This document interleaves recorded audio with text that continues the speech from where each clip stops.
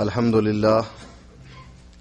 لله نحمده ونستعينه ونستغفره ونعوذ بالله من شرور أنفسنا ومن سيئات أعمالنا من يهده الله فلا مضل له ومن يضلله فلا هادي له وأشهد أن لا إله إلا الله وحده لا شريك له وأشهد أن محمدا عبده ورسوله أما بعد فإن خير الحديث كتاب الله وخير الهدي هدي محمد صلى الله عليه وسلم وشر الأمور محدثاتها وكل محدثة بدعة وكل بدعة ضلالة وكل ضلالة في النار. أعوذ بالله السميع العليم من الشيطان الرجيم. بسم الله الرحمن الرحيم. خذوه فغلوا ثم الجحيم صلوا ثم في سلسلة ذرعها 70 ذراعا فاسلكوا إنه كان لا يؤمن بالله العظيم.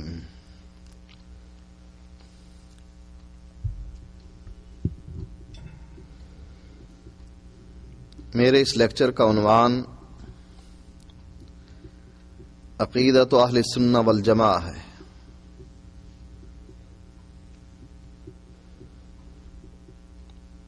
جس میں دو چیزیں ہیں کہ عقیدہ کیا ہے اور اہل سنت والجماعت کون سی جماعت ہے.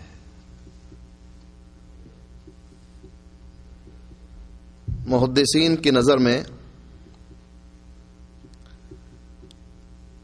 اہل الحدیث، اصحاب الحدیث، اہل الاثر اور اہل السنہ فرماتے ہیں مذہب معروف قدیم. اہل السنہ کا مذہب معروف بھی ہے اور قدیم بھی ہے. کتنا پرانا ہے؟ اسے کوئی 1 صدی گزری ہے یا 2 صدیاں گزری ہیں. کہیں اس کی بنیاد انڈیا کے کسی شہر میں تو نہیں رکھی گئی، کہیں پاکستان یا بنگلہ دیش کے کسی مدرسے سے اس کا تعلق تو نہیں. فرماتے ہیں قبل ان یخلق اللہ ابا حنیفہ والشافعی واحمد ومالک. یہ مذہب اتنا قدیم ہے کہ امام ابو حنیفہ رحمۃ اللہ علیہ کے پیدا ہونے سے پہلے، امام شافعی کے پیدا ہونے سے پہلے، امام احمد کے پیدا ہونے سے پہلے اور امام مالک کے پیدا ہونے سے پہلے یہ مذہب موجود تھا. بعض لوگ امام ابو حنیفہ رحمۃ اللہ علیہ کو تابعی قرار دیتے ہیں. حقیقت یہ ہے کہ وہ تبع تابعی تھے. آپ کے دور میں 4 صحابی موجود تھے، لیکن آپ نے نہ ان سے علم حاصل کیا اور نہ ہی آپ نے ان کی زیارت کی، لہذا آپ تابعی نہیں تبع تابعی ہیں. اگر ان کی بھی بات مان لی جائے تو امام ابو حنیفہ رحمۃ اللہ علیہ کے زمانے میں صحابہ تھے. ان کی پیدائش سے پہلے نبی اور صحابہ کا دور تھا.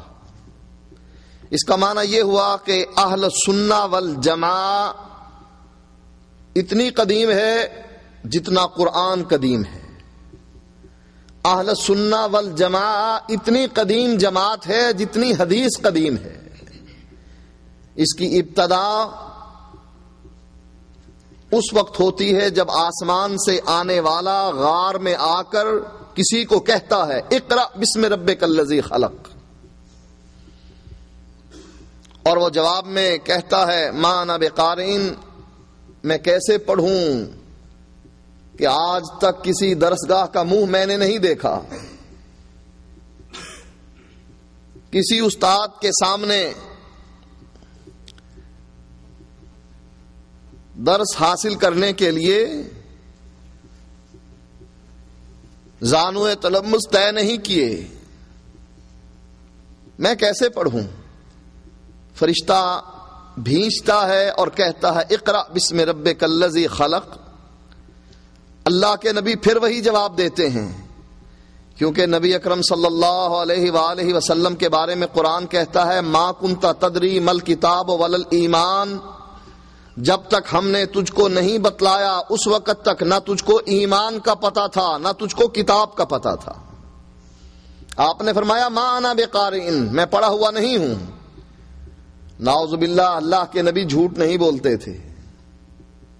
لوگ جو یہ کہتے ہیں کہ پیدا ہوتے ہی آپ کو ہر چیز کا علم تھا، اس کا معنی یہ ہے کہ اللہ کے نبی نعوذ باللہ 40 سال کی عمر میں جبریل کے سامنے جھوٹ بول رہے ہیں کہ ما انا بقارئن، مجھ کو کچھ پتا نہیں، میں پڑھا ہوا نہیں ہوں. تیسری مرتبہ بھیج کر کہا اقرأ بسم ربک الذی خلق، جس رب نے تجھ کو پیدا کیا ہے اس کے نام سے پڑھ. پہلے صرف یہ کہتے رہے اقرا اقرا، اور پھر جبریل نے یہ کہہ کے ابتدا کروائی اقرا بسم ربک الذی خلق. تو یہ مذہب اتنا قدیم ہے، اس کی ابتدا اس وقت ہوئی جب قرآن کی پہلی آیت اتری، یہ ابتدا ہے. اور اس مذہب کی انتہا اس وقت ہوئی جب احکام کے لحاظ سے قرآن کی یہ آخری آیت اتری، الیوم اکملت لکم دینکم واتممت علیکم نعمتی ورضیت لکم الاسلام دینا. آج میں نے وہ دین اسلام کی تکمیل کر دی ہے. ابتدا اقرأ بسم ربک الذی خلق سے ہوتی ہے اور انتہا اس آیت سے ہوتی ہے کہ دین مکمل ہو گیا. اور نبی اکرم صلی اللہ علیہ وآلہ وسلم کو حکم ہوا اذا جاء نصر اللہ والفتح ورأیت الناس يدخلون فی دین اللہ افواجا فسبح بحمد ربک واستغفرہ انہ کان توابا. فرمایا اب تیرا کام مکمل ہو گیا ہے، اب تیرے کوچ کا وقت آ گیا ہے. اس مذہب کا اختتام اس وقت ہوتا. تو یہ تو تعریف تھی کہ اہل سنہ والجماعہ جو جماعت ہے وہ کون سی جماعت ہے. آئیے اب ان کے عقائد کی طرف کہ ان کے عقیدے کیا ہیں. موضوع بڑا طویل ہے، لیکن آج کے اس درس میں میں صرف ایک نقطے کو سامنے رکھوں گا. آمنت باللہ، تؤمن باللہ، آمنت باللہ، لا الہ الا اللہ، یہ پہلا نقطہ ہے عقیدہ اہل سنہ والجماعہ. اس کی یہ پہلی بنیاد ہے کہ تؤمن باللہ، کہ تو ایمان لائے اللہ تعالی پر، جس کا اقرار انسان ایسے کرتا ہے آمنت باللہ، میں ایمان لایا اللہ تعالی پر، اور اس کا اقرار ایسے کیا جاتا ہے اشہد اللہ الہ الا اللہ، اور انسان ان کلمات کو ادا کرتے ہوئے دائرہ اسلام میں داخل ہو جاتا ہے. اس پہلی بنیاد کو دل سے ماننے کے بعد اللہ کے نبی فرماتے ہیں من قال لا الہ الا اللہ دخل الجنہ. جس نے اس کلمے کو صرف زبان سے نہیں، اقرار باللسان و تصدیق بالقلب و عمل بالجوارح، زبان سے اقرار کرے، دل میں ایمان لائے اور عملاً ثابت کر کے دکھائے. فرمایا جو آدمی اس طریقے سے ایمان